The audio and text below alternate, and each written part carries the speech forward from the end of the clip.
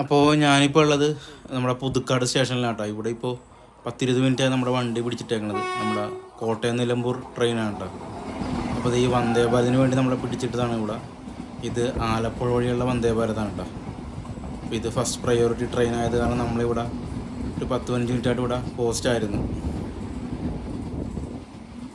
അപ്പോൾ ഇവിടെ വളവുള്ളതാണ് കൊണ്ടാണെന്ന് തോന്നുന്നു.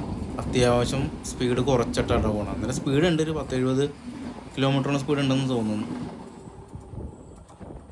ഞാൻ അതേ സൂം ചെയ്ത് കാണിച്ചു തരാം കേട്ടോ. അതേ സാധനം അങ്ങോട്ട് പോയിട്ടുണ്ട്. മോനെ അതേ വേറെ സീൻ.